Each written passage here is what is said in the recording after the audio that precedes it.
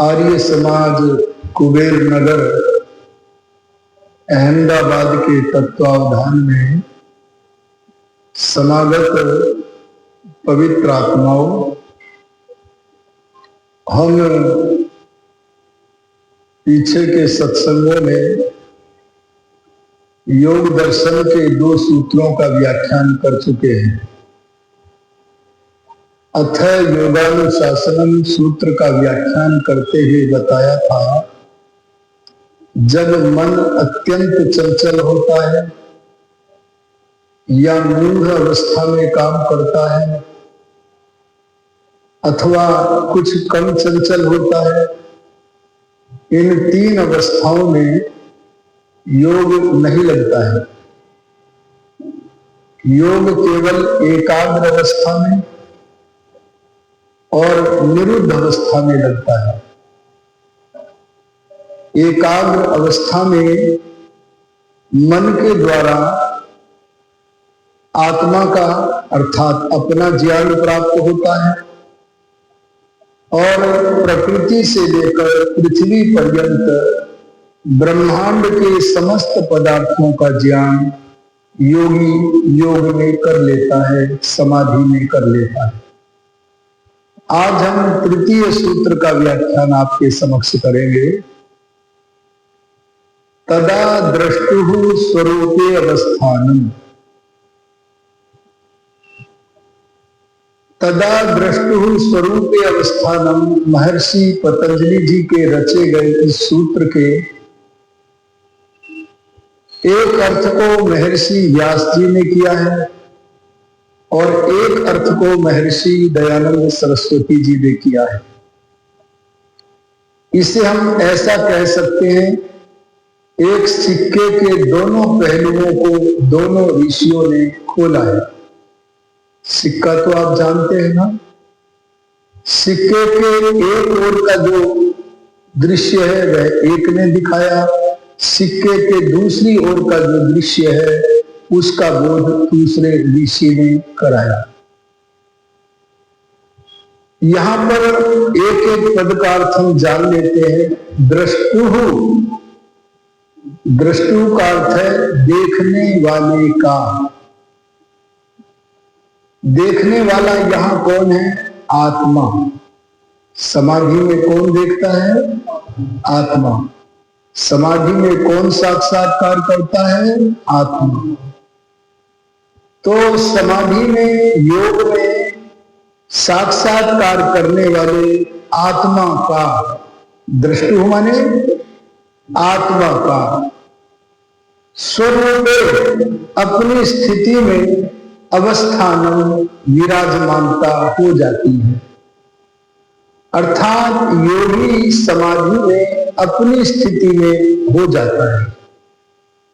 जब तक योगी नहीं बनता है कोई आत्मा, तब तक वह अपनी स्थिति में नहीं होता, बल्कि बेहोश रहता है। कैसा रहता है जब तक योगी नहीं होता? एक उदाहरण के द्वारा समझाता हूं। आपके सामने एक दर्पण है, आपने दर्पण में अपना चेहरा देखने के लिए अपने मन को प्रेरणा दी,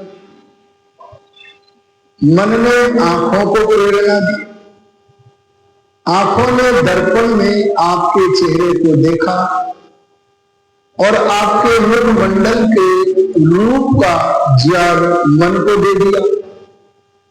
मन ने वही ज्ञान आत्मा को पहुंचा दिया। यही प्रक्रिया होती है ना। अब इसमें क्या होता है? आत्मा इस वृत्ति के, किसकी वृत्ति? मन की वृत्ति, मन की क्रिया को रंग में रंग कर मन जैसी हो जाती है।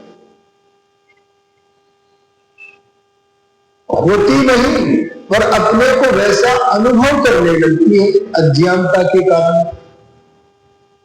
अगर आपने अपना चेहरा देखा तो कहते हैं मैं बड़ा सुंदर हूं, जबकि आत्मा का वह रूप नहीं है, वह तो आपके शरीर का रूप है। पर जब तक हम योगी नहीं हैं तब तक हम मन की क्रियाओं के रंग में रंग जाते हैं। लेकिन जब आत्मा को अपने स्वरूप का ज्ञान हो जाता है, मैं कैसा हूं इतना ज्ञान हो जाता है, जब तक मनुष्य योगी नहीं होता तब तक उसे इतना ज्ञान तो होता है कि मैं हूं, मेरी सत्ता है, पर मैं कैसा हूं ऐसा ज्ञान नहीं होता। ऐसा ज्ञान तो योगी को जब होता है तब उसे कई उपलब्धियां होती हैं। जैसे उपलब्धि होती है मैं चेतन हूं, मन जड़ है, मन रूप रस आदि गंध आदि विषयों में घुलने वाला है, मैं किसी से घुलता मिलता नहीं हूं, मैं अपरिणामी हूं, जिसे कहते अवस्था का परिणाम। हमारे शरीर की बाल्य अवस्था में हम और किसी स्वरूप में थे, युवावस्था में और किसी रूप में हो गए और वृद्धावस्था में और किसी रूप में हो गए। जैसे हमारे शरीर का भौतिक पदार्थों का रूप बदलता है, ऐसे मैं आत्मा, मेरा कभी अवस्था परिणाम परिवर्तन नहीं होता है। ऐसी अनेक विशेषताओं को जान जाता है। मैंने एक योगी से पूछा, आप तो योगी हैं, आपने आत्म प्रत्यक्ष किया है? बोले हाँ मैंने किया है। मैंने पूछा कि बताओ कि आप कैसे हैं, आत्मा कैसा है, आप त्रिकोण हैं, चौकोन हैं, किस आकार के हैं? तब उन्होंने कहा मैं न त्रिकोण हूं न चौकोन हूं, मैं तो गोल आकार का हूं। आत्मा किस आकार का बताया बोलो? मैं तो गोल आकार का हूं। हमने कहा आप कितने स्थूल हैं? बोले मैं परमात्मा को छोड़कर इस संसार में सब वस्तुओं से सूक्ष्म हूं। उदाहरण देते हुए बताया, जैसे कि आप अपने सिर के बाल की मोटाई को अगर 100 टुकड़े कर दें, आदरणीय त्रिलोक चंद जी कितने टुकड़े कर दें? और उन 100 टुकड़ों में से एक टुकड़ा अगर आप निकाल लें, उसके भी 100 टुकड़े कर दें, उसमें से भी एक टुकड़ा निकाल दे, उसमें का भी 100 टुकड़ा कर दे। ऐसा जब काटना संभव ही न हो, जब तोड़ना संभव ही न हो, वो सबसे छोटा अणु परिमाण मैं आत्मा हूं। मैंने कहा और क्या देखा? बोले मैं तो प्रकाश स्वरूप हूं। हमने कहा कैसा प्रकाश है? बोले मेरा प्रकाश भौतिक प्रकाश की तरह प्रकाश नहीं है। मेरा प्रकाश ये जो अग्नि है, पार्थिव अग्नि, इसकी तरह का प्रकाश नहीं है। ये प्रकाश तो भौतिक है और मैं चेतन हूं। मेरा प्रकाश विद्युत अग्नि की तरह भी नहीं है, वह तो भौतिक है, मैं अभौतिक हूं। मेरा प्रकाश सूर्य के प्रकाश की तरह भी नहीं है, मैं चेतन हूं, सूर्य जड़ है। पर हाँ मैं प्रकाश हूं। आत्मा का प्रकाश कैसा होता है, इसे यदि तुम जानना चाहते हो तो आध्यात्मिक आंगन के खिलाड़ी बनकर योगाभ्यास करो, तब तुम्हें आत्म साक्षात्कार होगा, अपनी स्थिति का पता चल जाए। महर्षि व्यास जी ने जो कहा कि मैं अपने स्वरूप में अवस्थित हो जाता हूं, तब मैं मन की वृत्तियों में के रंग में नहीं रंगता हूं। मैंने उन योगी जी से पूछा, आपने समाधि में अपने मन, अपने आत्मा को कैसे देखा? कहते जैसे हम व्यवहार काल में, संसार में अपने चेहरे को दर्पण में देखते हैं। अरे बोलो किस में देखते हैं? ऐसे मैंने समाधि में बैठकर अपने को, आत्मा को दर्पण में देखा। हमने कहा आपको कौन सा दर्पण समाधि में मिल गया? तो बोले उस दर्पण का नाम है अंतःकरण। पहले मेरा अंतःकरण काला था, वासनाओं से कलुषित था। जैसे हम बाजार से जो दर्पण लाते हैं, अगर उसके ऊपर धूल मिट्टी जमी हुई होती है तो हम अपने चेहरे को नहीं देख पाते। हाँ, जब उसे साफ कर देते हैं तब हम अपने चेहरे को देख पाते हैं। ऐसे ही मैंने अपने अंतःकरण को जब दोषों से रहित कर दिया, निर्मल कर दिया, तब उस निर्मल अंतःकरण रूपी शीशे में मैंने अपने आत्मा का साक्षात्कार किया। तो पता चला कि जब व्यक्ति योगी बन जाता है तब दृष्टा आत्मा अपने स्वरूप में विराजमान रहता है, अपना दर्शन करता है। ऋषि दयानंद ने इसी बात को सिक्के के दूसरे पहलू की तरह और समझाया। उन्होंने क्या अर्थ किया? उन्होंने कहा जैसे व्यास जी कहते हैं कि योगी अपने स्वरूप का दर्शन कर लेता है। अरे योगी अपने स्वरूप का दर्शन तो करता ही है, आत्मबोध तो करता ही है, लेकिन वह आत्मबोध के साथ साथ परमेश्वर के स्वरूप में डुबकी भी लगा लेता है। क्या अर्थ किया ऋषि दयानंद, योगी राज महर्षि दयानंद ने? उन्होंने अर्थ किया तदा मैंने तब, कब? जब मन की वृत्तियों का निरोध हो जाता है। देखो ध्यान दो, जब तक हमें आत्म ज्ञान करने की आवश्यकता है, अपने को जानने की आवश्यकता है, और अपने को ही नहीं, ब्रह्मांड के प्रकृति से लेकर पृथ्वी पर्यंत सारी वस्तुओं का समाधि में बैठकर यथार्थ ज्ञान करने का प्रयोजन है, तब तक आत्मा मन का सहयोग समाधि में लेता है। जब मन से समस्त पदार्थों को जान लेता है तब आत्मा कहता है ये संसार मेरे प्रयोजन को सिद्ध नहीं कर सकता है। मेरे जीवन का प्रयोजन है भगवान का ज्ञान और आनंद प्राप्त करना। ये दोनों वस्तुएं जो मेरे प्रयोजन में है, ये प्राकृतिक वस्तुओं में नहीं है। इसलिए मन, अब तुम रुक जाओ, अब तुम विश्राम करो, और अब मैं स्वयं, मैं कौन? आत्मा स्वयं परमात्मा का साक्षात्कार करेगा। उस समय जब मन में भी कोई वृत्ति नहीं रहती, मन भी एक और अपने आसन पर विराजमान रहता है, तब आत्मा स्वयं परमात्मा से संपर्क साधते हैं। अरे परमात्मा का प्रत्यक्ष करते हैं, परमात्मा का साक्षात्कार करते हैं। उस समय क्या स्थिति होती है? तो कहा तदा दृष्टु, उस समय दृष्टु माने दर्शक आत्मा। अरे आत्मा की स्थिति स्वरूप परमात्मा के स्वरूप में हो जाती है, अर्थात आत्मा परमात्मा में इतना तन्मय हो जाता है कि स्वयं को भूल जाता है। स्वयं को भूल जाता है का अर्थ यह मत ले लेना कि आत्मा परमात्मा में लीन हो जाता है, लय हो जाता है, ऐसा अर्थ मत ले लेना, क्योंकि कौन चाहेगा अपना विनाश?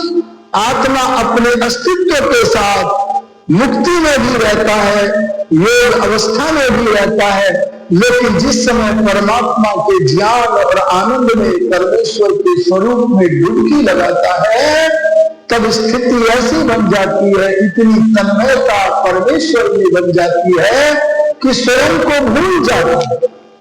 तत्एव अर्थ मात्रम स्वरूप शून्यम इव समाधि, बस है परमात्मा ही एक वस्तु केवल रह जाती है, मैं हूं भूल जाता है, अस्तित्व रहता हुआ भी अपने को भूल जाता है।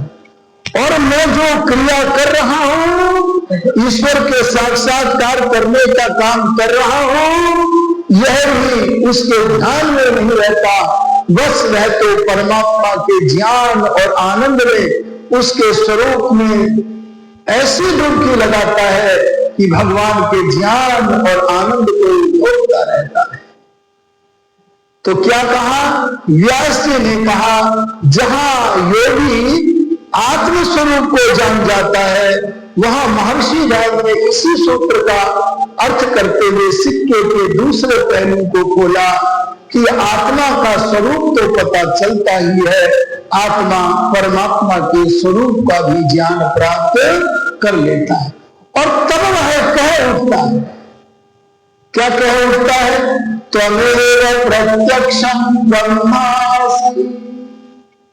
बहुत सारे अज्ञानी लोग कहते हैं भगवान का दर्शन किसने किया है, लेकिन वे अज्ञानी हैं। अरे वेद का मंत्र भी कहता है और ये वाक्य भी कहते हैं, वह योगी बोलता है, प्रभो त्वमेव प्रत्यक्षम ब्रह्म असि। मैं अन्य अन्य पदार्थों को ब्रह्म माना करता था अज्ञानता से, लेकिन वास्तव में आज मैं जिन सच्चिदानंद स्वरूप आपका दर्शन कर रहा हूं, आप ही प्रत्यक्ष ब्रह्म है। अब मैं त्वामेव प्रत्यक्षम ब्रह्म वदिष्यामि, आपको ही प्रत्यक्ष ब्रह्म कहूंगा, आपके अतिरिक्त किसी अन्य पदार्थ को ब्रह्म नहीं करूंगा। इसीलिए तो ऋषि दयानंद ने कहा था, उसी की उपासना करनी योग्य है। तो हमारा कर्तव्य क्या है कि हम ब्रह्म को योगी बन करके जाने। अगला सूत्र आता है, तदा दृष्टु स्वरूपे अवस्थानम से अगला वृत्ति सारूप्य इतरत्र। इतरत्र का क्या अर्थ है? देखो, इतरत्र माने जो योगी नहीं है ऐसे अन्य मनुष्य। क्या बोला जी मैंने? संसार में देखो कितने लोग हैं, अधिकतर अयोगी ही घूम रहे हैं। अधिकतर कैसे घूम रहे हैं? देखो, प्रकृति को तो प्रत्येक मनुष्य भोगता है, लेकिन जो भोगता है वो भी वह फंसता नहीं है। अपने जीवन के संचालन के लिए प्राकृतिक वस्तुओं का उपयोग तो करता है, लेकिन फंसता नहीं है। और परमात्मा न भोग भोगता है और न बोलो जी फंसता है। लेकिन जो अयोगी मनुष्य है वे प्राकृतिक वस्तुओं को भोगते भी हैं और उनमें फंसते भी हैं। ऐसे लोगों का व्यवहार कैसा होता है? जो योगी नहीं है उनसे इतरत्र अन्य लोग हैं, वे कैसे हैं?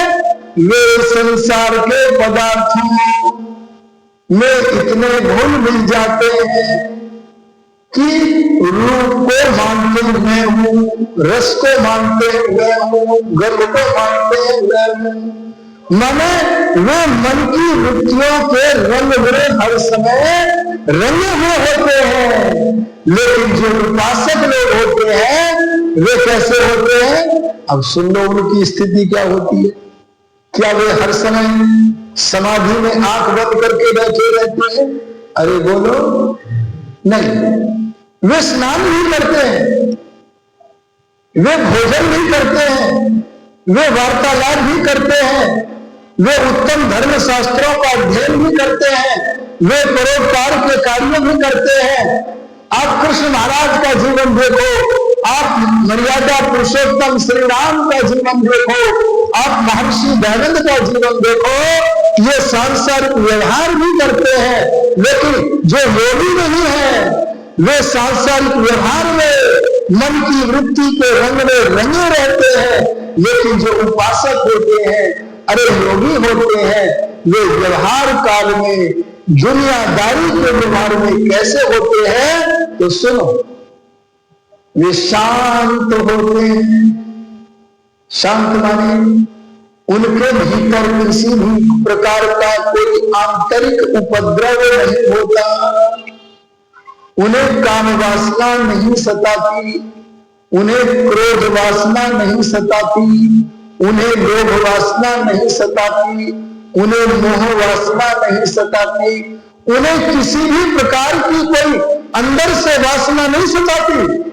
वे व्यवहार काल में भी शुद्ध रहते हैं और बाहर से अगर उनको कोई अपशब्द उच्चारण कर दे तो भी शांत रहते हैं, अगर बाहर से उनको कोई हानि पहुंचा दे अरे बोलो तब भी शांत रहते। एक घटना सुन लीजिए इतिहास की। एक राजा थे राव कर्ण सिंह, क्या नाम था उनका? राव कर्ण सिंह। एक योगी से मतभेद रखता था। उस योगी का नाम था सत्य के दूत महर्षि दयानंद सरस्वती। और वे वार्तालाप कर रहे हैं। वार्तालाप करते करते राव कर्ण सिंह इतने क्रुद्ध हो गए, अरे इतने क्रुद्ध हो गए कि उन्होंने अपने कृपाण में से, अरे अपने ज्ञान में से कृपाण को निकाल लिया। और कृपाण को निकालकर, अरे तलवार को निकालकर ऋषि दैव के ऊपर प्रहार करने को तैयार थे। तभी ऋषि दयानंद विद्युन्मय गति से उछलकर उस कृपाण को राजा के हाथ से छीन लेते थे। उस बलवान ब्रह्मचारी ने उस राजा के हाथ से तलवार को छीना और छीन करके उसके 2 टुकड़े किए और दूर फेंक दिए और बोले, ए राजन, जब तुम अपनी दुष्टता नहीं छोड़ते तो हम अपने संन्यास धर्म को क्यों छोड़ें? बोलो शांत बने रही तुम बने। आप देख लेना अपना अपकार करने वाले के प्रति भी उसकी हानि करने का विचार नहीं आया। और बोले अगर शस्त्र चलाना है तो किसी क्षत्रिय के ऊपर चलाओ, और अगर शास्त्रार्थ करना है तो मेरे सामने अपने गुरु रंगाचार्य को लेकर के आ जाओ। अर्थात ऐसा व्यवहार योगी करता है। अगर कोई उसकी हानि भी करता है तो भी शांत रहता है, उसके मन में त्रिलोचन जी किसी प्रकार का उपद्रव पैदा नहीं होता। और कैसा होता है? शांत के साथ साथ में विद्या से प्रकाशित रहता है, ज्ञान से प्रकाशित रहता है, कभी भी अज्ञानता उसको छू नहीं पाती है। और बाकी लोग जो है अविद्या में रमण करते रहते हैं। और वो भी कैसा होता है? धर्मानुकूल कार्य ही करता है। अरे बोलो कैसे कार्य करता है? धर्मानुकूल ही कार्य करता है। धर्मानुकूल माने सत्य असत्य का विचार करके, निश्चय करके जो सत्य कर्तव्य है उन्हीं को करता है। और विज्ञान का प्रकाश करता है। अरे निष्काम कर्म करता है। देखो योगीराज कृष्ण कहते हैं मैंने जो करना था कर लिया है, लेकिन फिर भी मैं कर्तव्य बुद्धि से कर्म करता हूं। अगर मैं कर्म करना बंद कर दूंगा तो मुझे देखकर लोग भी कर्म करना कहीं बंद न कर दे। और मैं कर्म क्षेत्र में हूं, अरे जीवन कर्म क्षेत्र है तो मुझे कर्म करना ही चाहिए। इस निष्काम भावना से परोपकार के लिए मैं कर्म करता ही रहता हूं। ऐसे अर्जुन मुझ मनुष्य कृष्ण की तरह तू भी कर्म कर। वेद ने कहा कर्मम कुरु, ए मनुष्य तू कर्म कर। देखो सांसारिक व्यवहार में भी दोनों की वृत्तियों में अंतर आ गया है कि नहीं आएगा? इसलिए हमारा कर्तव्य बनता है वृत्ति सारोप्यम इतरत्र। अगर हम व्यवहार काल में योगी बन करके व्यवहार करते हैं तो शांत रहते हैं, धार्मिक कर्म करते हैं, स्वाध्याय करते हैं, यज्ञ करते हैं, संसार का उपकार करते हैं, शारीरिक आत्मिक सामाजिक उन्नति करते हैं। और अन्य लोग जो है वो तो संसार में फंसे हुए, संसार को ही मैं हूं, उन वृत्तियों को ही मैं हूं, उन वृत्ति को प्राप्त करने के साधनों में कोई अपने आप को मानते हुए दुखी बने रहते हैं। लेकिन ये तो महान आनंद और ज्ञान में निमग्न रहते हैं। आगे कहा ये वृत्ति क्या है जिसे आप बार बार कहते हो? तो अगला सूत्र महर्षि पतंजलि जी ने बताया, मैं पहले भी बता चुका हूं, वृत्ति का अर्थ बता देता हूं। वृत्ति माने मन की क्रिया का नाम वृत्ति है। अरे बोलो क्या कहा मैंने?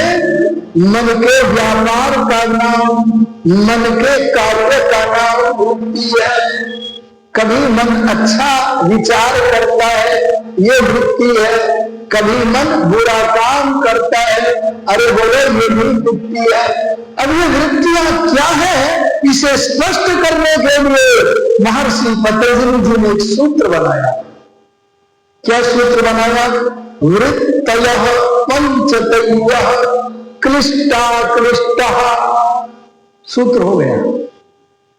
मैं इस सूत्र का व्याख्यान करूं उससे पहले आपको बताना चाहता हूं, मनुष्य की वृत्तियां असंख्य हैं।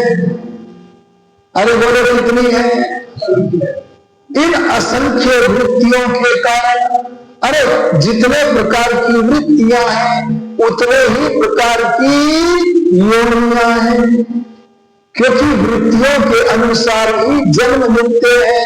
जैसी जैसी आत्मा अपने मन से वृत्तियां करता है, मन से कार्य करता है, उन कार्यों के अनुसार नाना प्रकार की योनियां भी संसार में है। एक बार एक ऋषि ने पूछा, समाधिस्थ होने पर भगवान से पूछा, ये संसार विचित्र क्यों है? तो भगवान ने जो ऋषि को बताया उसे सुनकर गए ऋषि समाधि से उठा और खिलखिलाकर हंसा और बोला, कर्म वैचित्र्या तो सृष्टि वैचित्र्य। भिन्न भिन्न प्राणियों के कर्म विचित्र विचित्र है। उन अलग अलग भिन्न भिन्न कर्मों के कारण उन कर्मों के फल भी विचित्र विचित्र है। इसीलिए कोई विद्वान है, कोई अविद्वान है, कोई स्वस्थ है, कोई अस्वस्थ है, कोई संभला हुआ है, कोई बिगड़ा हुआ है, कोई धनी है, कोई निर्धन है। ये जो विभिन्न स्थितियां है, ये वृत्तियों के कारण है। वे वृत्तियां जो असंख्य है, उनको 5 विभागों में महर्षि पतंजलि जी ने बांट दिया। कितने विभागों में बोलो? क्या कहा? वृत्तयः पंचतयः। वृत्तियां 5 प्रकार की। अरे बड़े कितने प्रकार की? और वे कैसी है? उन 5 प्रकार की वृत्तियों में भी 2 तरीके बता दिए। ये 5 प्रकार की वृत्तियां क्या है? क्लिष्टः माने क्लेश देती हैं। क्लेश माने जी दुख देने वाली है। अच्छा, वृत्तियों से सुख मिलता है कि नहीं मिलता है? हाँ, बहुत अच्छा उत्तर आदरणीय त्रिलोकचंद जी का। ये कहते वृत्तियों से दुख भी मिलता है और अक्लिष्टः, और क्लेश नहीं मिलता, सुख भी मिलता है।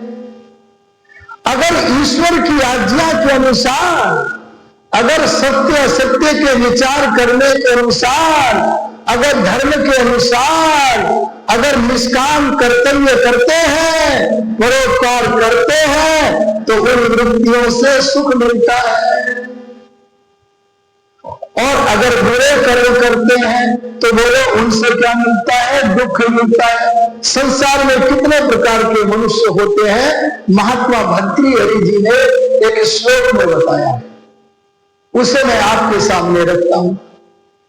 एक वे सत्पुरुष होते हैं, सत्पुरुष माने महात्मा होते हैं, जो अपने स्वार्थ को बाधा करके, अपने स्वार्थ में को बाधित करके, अपने स्वार्थ से दूर होकर दूसरों के उपकार में लग जाते हैं। जैसे श्री राम, अरे उनका जीवन चरित्र पढ़ लेना। अरे जैसे योगीराज कृष्णा, अरे जैसे महर्षि दयानंद, अरे जैसे स्वामी श्रद्धानंद, जैसे स्वामी दर्शनानंद, जैसे पंडित रेखराम, पंडित गुरुदत्त विद्यार्थी, अरे जैसे पंडित रामा प्रसाद विस्मय, चंद्रशेखर आजाद, सुभाष चंद्र बोस, ऐसे तमाम महात्मा होते हैं जो अपने स्वार्थ को दूर करके परार्थ में प्रवृत्त होते हैं। ऐसे लोगों का नाम क्या है? बोलो महात्मा। अरे बोलो क्या है? एक नकली महात्मा बनकर एक व्यक्ति के पास गया और कहने लगा मेरी आजीविका लगवा दो। तो उसने कहा कितने पढ़े हो? बोले मैं तो थोड़ा सा पढ़ा लिखा हूं।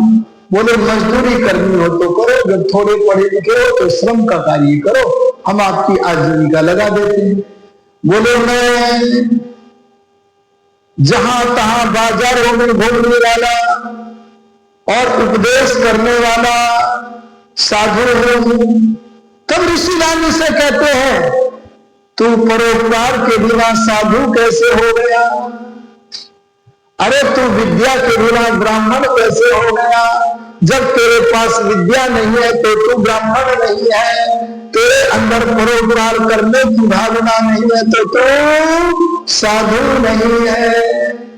और दूसरे लोग कौन होते हैं जी? जो अपने स्वार्थ पर कोई चोट नहीं लगने देंगे, अपना स्वार्थ साधेंगे और दूसरों का भी परोपकार करेंगे।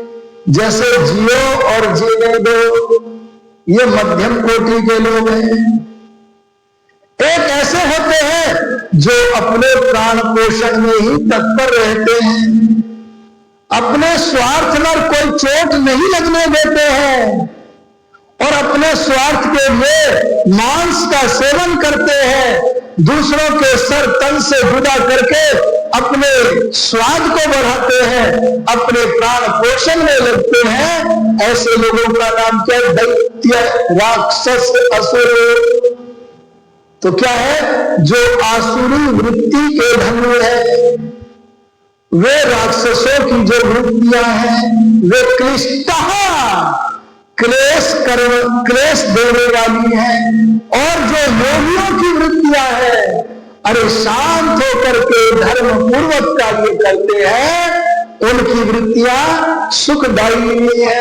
आओ हम भी योगी बने और योगी बनकर जहां योगाभ्यास करें वहां व्यवहार काल में शांत रहते हुए और धर्म पूर्वक काम करते हुए अपने जीवन को व्यतीत करें। इसी से हम अपने जीवन के प्रयोजन को सिद्ध कर सकेंगे। इन्हीं शब्दों के साथ अपनी वाणी को विरमित करता हूं। ओम शम।